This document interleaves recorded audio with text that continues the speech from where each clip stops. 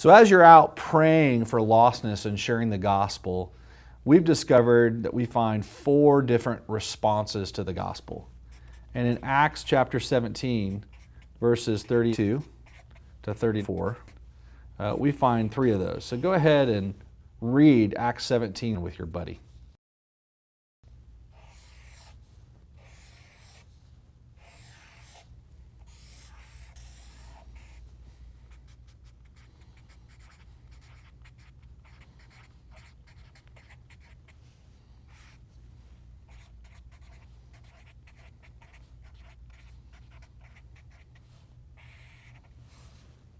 Okay, everybody get a chance to read with your training buddy?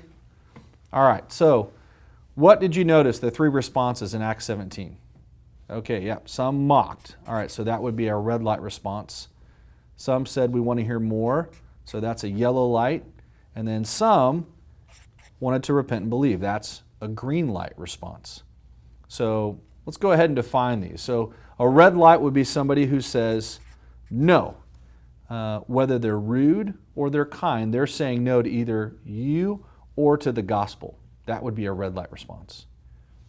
A yellow light response would be somebody who says, maybe, I'm interested, but I'm not ready to follow Jesus yet.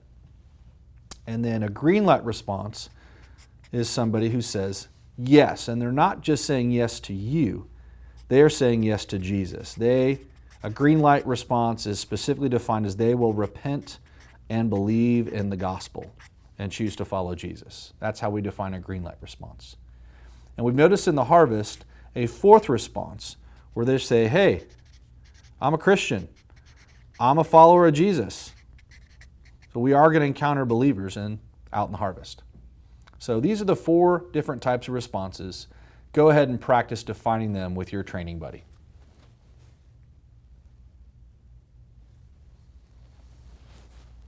So now that we see their response, what is our response to these people that we encounter? So when we encounter a red light response, what we've learned to do is to just keep searching. Keep looking for that person of peace. And that can seem kind of harsh, right? Like, wait a minute, don't you love these people? Now, if it's a family member, a neighbor, you're biblically commanded to continue loving, pursuing these people. But as you're out just searching publicly in the harvest, we need to keep looking for that person of peace. And to help you understand, I'll tell you a story, an illustration of a doctor. Let's say that one day you found out that your entire family was diagnosed with a terminal illness and they had 24 hours to live. That would be devastating. But then you also found out that there's a doctor in town that can treat your family. And so you call up the office immediately only to find out that that doctor is on vacation. Well, you're probably not going to give up. Say, I need to know, I need to get a hold of this doctor. My family is going to die.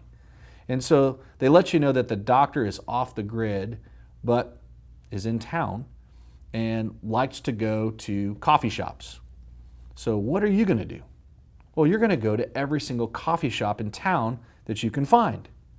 And when you go in there, you go up to somebody and say, hey, are you the doctor? If they say no, are you going to say, well, maybe if I just spend time with you and build a relationship, or maybe we can look up some stuff on WebMD, maybe they'll become the doctor. Are you going to do that? Of course not. You're not going to do that because there's a sense of urgency that your family is perishing and you need to find that specific doctor who can treat them. The other reality is that no matter what you do, you can't make them become something that they're not. Well, it's the same way as we're engaging lost communities with the gospel. There are God-prepared people out there who are just waiting in the harvest. And it's not about us making them into something. It's about us sharing the gospel and finding them so that we can equip them to reach their friends, their family. There's an urgency that many people in our community are dying and going to hell. So we need to find God's plan because He wants to use them to reach their friends and their family. So when we encounter a red light in the harvest, it's important. It's the loving thing to do to keep searching for that person of peace. Because that God-prepared person, like the woman at the well, will be the one that He wants to use to reach that community. What about a yellow light response? When you encounter somebody that's a maybe, if you've got some time, I think it's okay to keep looking for green light responses, but if you have got some time, you can invite them into a Discovery Bible study. And there's a number of sets out there, like the Stories of Hope or Creation of Christ. But just spending some time sitting down looking at the scriptures with them, specifically stories of Jesus, is what we'd recommend with the yellow light response. When somebody chooses to repent and believe, what we want to do is we want to train them.